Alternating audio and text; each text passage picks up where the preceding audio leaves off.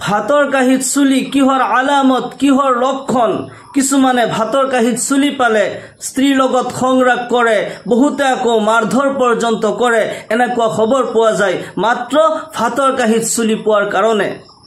সেইকাৰণে প্ৰিয় দিনী ভাইসকল মই স্পষ্ট কৈ দিছো ভাতৰ কাঁহীত চুলি কিহৰ আলামত শুনিলে আপুনি আচৰিত হৈ যাব কাৰণ আপোনাৰ স্ত্ৰী জানি বুজি আপোনাৰ ভাতৰ কাঁহীত চুলি ৰাখি নিদিয়ে কিছুমান আলামতৰ কাৰণে কিছুমান লক্ষণৰ কাৰণে ভাতৰ কাঁহীত চুলি আহে আৰু এই ভাতৰ কাঁহীত চুলি পোৱাটো ভাল নে বেয়া মই কৈ দিছো আল্লাহ ৰব্বুল আলামিন যিমান নিয়ামত আমাক দান কৰিছে এই পৃথিৱীত যিমান নিয়ামত আল্লাহ তাআলাই সৃষ্টি কৰিছে সকলো নিয়ামততকৈ শ্ৰেষ্ঠ নিয়ামত হৈছে এজন বিবাহিত পুৰুষৰ কাৰণে তাৰ নেককাৰ স্ত্ৰী ইন্নাদ দুনিয়া কুল্লুহা মাতা ওয়া খায়ৰু মাতাইহা আল মাৰআতুস সালিহা এই দুনিয়াত যিমান নিয়ামত আছে সকলো নিয়ামত ভোগৰ বস্তু হয় আৰু এজন পুৰুষৰ কাৰণে তাৰ নেককাৰ স্ত্ৰী হৈছে আটাইতকৈ শ্ৰেষ্ঠ নিয়ামত আল্লাহু আকবাৰ জিনাৰী 5 ওয়াক্তেৰ নামাজ আদায় কৰে লজ্জাস্থানেৰ হেফাজত কৰে স্বামীৰ খিদমত কৰে সেই গৰাকী স্ত্ৰী এই পৃথিবীৰ শ্ৰেষ্ঠ নিয়ামত হয় সেই কাৰণে ভাতৰ কাঁহীত চুলি পালে কেতিয়াও স্ত্ৰীৰ লগত সংৰাগ নকৰিব ভাতৰ কাঁহীত চুলি কিহৰ আলামত উল্লেখযোগ্য কিতাবত আহিছে আমাৰ মাযহাবৰ ইমাম আবু হানিফা ৰাহমাতুল্লাহ আলাইহি তেখেতৰ এজন শিষ্য ইমাম আবু ইউসুফ ৰাহমাতুল্লাহ আলাইহি দুইজনেই হানাফি মাযহাবৰ বহু ডাঙৰ ইমাম আছিল জামানাৰ শ্ৰেষ্ঠ ইমাম আছিল ইমাম আবু হানিফা ৰাহমাতুল্লাহ আলাইহি কেতিয়াবা কিবা ডাঙৰ সমস্যা লৈ ডাঙৰ মাসাইল হল কৰাৰ কাৰণে ইমাম আবু ইউসুফ ৰাহমাতুল্লাহ আলাইহি লগত পৰামৰ্শ কৰিছিল তেওঁলোক জামানাৰ শ্ৰেষ্ঠ ইমাম আছিল ইমাম আবু ইউসুফ ৰাহমাতুল্লাহ আলাইহি এদিন এখন দূৰ ভ্ৰমণৰ পৰা যেতিয়া ঘৰলৈ উভতি আহে আগৰ দিনত মানুহে ভ্ৰমণ কৰিছিল উট ঘোঁৰা লৈ গাধ লৈ বেছিভাগ মানুহে খুচকাৰি মানুহে ভ্ৰমণ কৰিছিল আজি তাৰিখত মানুহে গাড়ী দি ভ্ৰমণ কৰে ট্ৰেইনত যায় বহুত দূৰ হলে আমি ফ্লাইটত যাও আজিকালি সুবিধা হৈছে কিন্তু আগৰ দিনত মানুহে বহুত দূৰ দূৰন্তলৈ ভ্ৰমণ কৰিছিল খুচকাৰি আৰু উটক মৰুভূমিৰ জাহাজ বুলি কৈছিল বহুত দূৰত যেতিয়া মানুহে ভ্ৰমণ কৰিব লাগে উট লৈ মানুহে ভ্ৰমণ কৰিছিল ইমাম আবু ইউসুফ ৰাহমাতুল্লাহ আলাইহি খুচকাৰি বহুত দূৰৰ পৰা ভ্ৰমণ কৰি যেতিয়া ঘৰলৈ আহে বহুত ভোক লাগিছিল সেই ভোকৰ অৱস্থাত তেওঁ স্ত্ৰীক মাত লগালে ঘৰত আহুতে সালাম দিলে নিজৰ ঘৰলৈ যেতিয়া আপুনি আহে নিজৰ ঘৰত সোমোৱাৰ আগতে সালাম দি সোমাব লাগে ইয়া নবী কৰিম সাল্লাল্লাহু আলাইহি ওয়াসাল্লামৰ সুন্নত হয় ইমাম আবু ইউসুফ ৰাহমাতুল্লাহ আলাইহি সালাম দি লগে মাত লগালে হে মোৰ প্ৰিয়তমা স্ত্ৰী মই বহুত দূৰৰ পৰা ভ্ৰমণ কৰি আহিছো মোৰ ভোক লাগিছে কিবা খাদ্য যদি আছে মোৰ কাৰণে তুমি যোগাৰ কৰা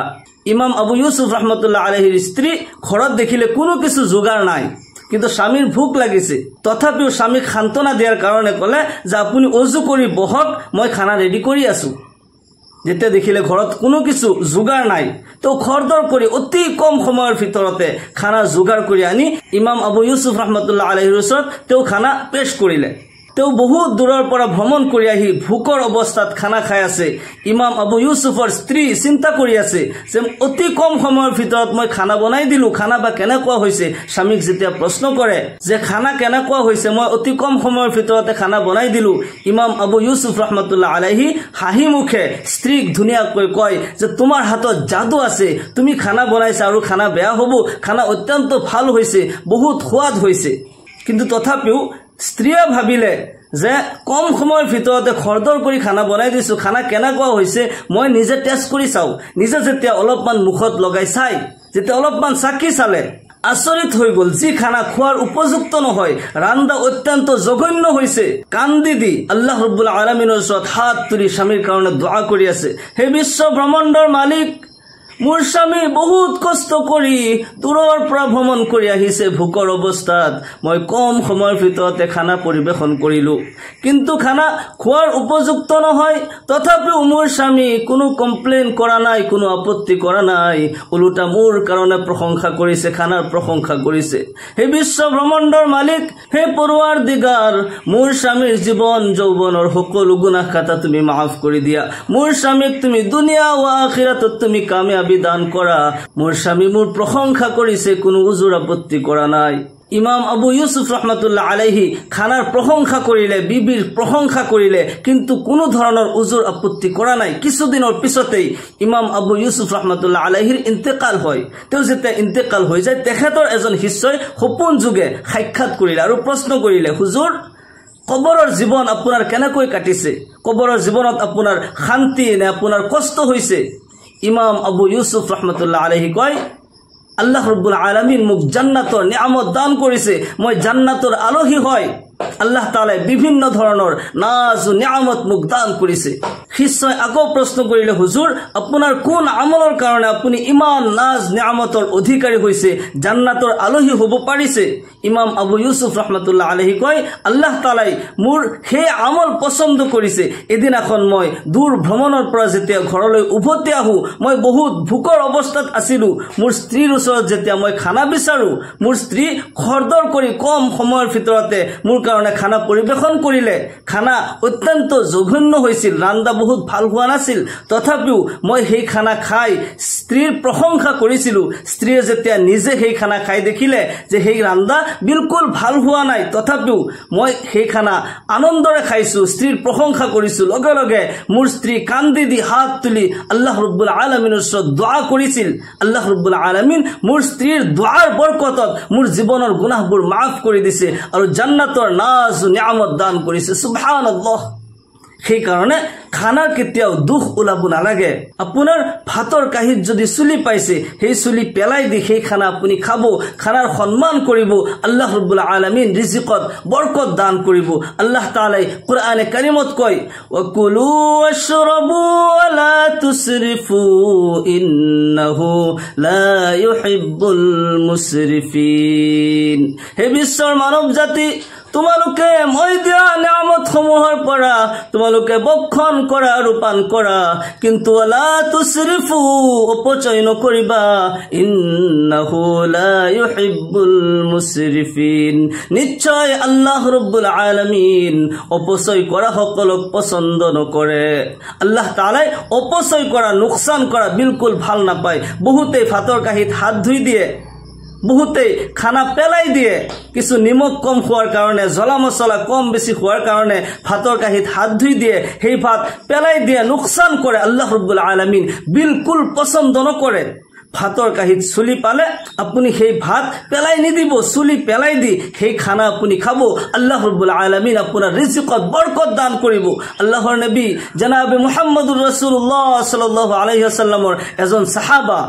যাৰ নাম হযৰত উসমান গনি ৰাদিয়াল্লাহু তাআলা আনহু, তেখেতক জিন্নুৰাইন বুলি কোৱা হয়। হযৰত উসমান গনি ৰাদিয়াল্লাহু তাআলা আনহু নবী সাল্লাল্লাহু আলাইহি ওয়াসাল্লামৰ ওচৰত আহি আৰজ কৰিলে, ইয়া ৰাসূলুল্লাহ, ইয়া হাবিবাল্লাহ, আপুনি মোক এনেকুৱা এটা আমল শিকাই দিয়ক যাতে মোৰ ধন সম্পত্তি কমি যায়। আল্লাহৰ নবী জনাবে মুহাম্মদুৰ ৰাসূলুল্লাহ সাল্লাল্লাহু আলাইহি ওয়াসাল্লাম তেখেতক ক'লে যে তুমি যেতিয়া খানা খোৱা, তুমি সৱাৰীৰ পিঠিত বহি তুমি খানা খাবা, তেতিয়া তোমাৰ ধন সম্পত্তি কমি যাব। হযৰত উসমান গনি ৰাদিয়াল্লাহু তাআলা আনহু সেইমতে আমল কৰিলে। কিছুদিনৰ পিছত তেওঁ উভতি আহিল আৰু নবী সাল্লাল্লাহু আলাইহি ওয়াসাল্লামৰ ওচৰত কৈ আছে, হুজুৰ, আপুনি যিদৰে কৈ দিছে সেইমতে মই সৱাৰীৰ পিঠিত বহি খানা খাই আছো, কিন্তু দিনক দিনে মোৰ ধন সম্পত্তি আৰু বৃদ্ধি হৈ আছে, কাৰণটো কি? আল্লাহৰ নবী সাল্লাল্লাহু আলাইহি ওয়াসাল্লামে প্ৰশ্ন কৰিলে, তুমি যেতিয়া সৱাৰীৰ পিঠিত বহি খানা খোৱা, তাৰ পৰা দানা পৰে নে নাই?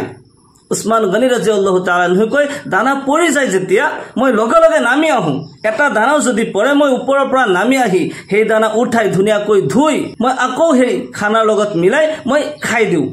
আল্লাহৰ নবী জনাবে মুহাম্মদুৰ ৰাসূলুল্লাহ সাল্লাল্লাহু আলাইহি ওয়াসাল্লামে আল্লাহ তাআলাৰ কসম কৰি কয়, সেই জাতৰ কসম যাৰ কবজাত মুহাম্মদৰ জান হয়, তুমি যদি খানাক এনেকৈ সন্মান কৰি থাকা, খানাক যদি তুমি অপচয় নকৰা, নোকচান নকৰা, আল্লাহ ৰব্বুল আলামিন তোমাক ধন সম্পত্তি বৃদ্ধি কৰি দিব। তুমি যিমান দিন জীয়াই থাকা, আল্লাহ ৰব্বুল আলামিন তোমাৰ জীৱনত কেতিয়াও অভাৱ হ'বলৈ নিদিয়ে, তোমাৰ ৰিজিক বৃদ্ধি কৰিয়েই থাকিব, বৃদ্ধি কৰিয়েই থাকিব। আল্লাহু আকবাৰ। সেইকাৰণে খানাৰ সন্মান কৰিব লাগে, খানা অপচয় কৰিব নালাগে, খানা নোকচান কৰিব নালাগে। ভাতৰ কাঁহীত যদি চুলি পাইছে,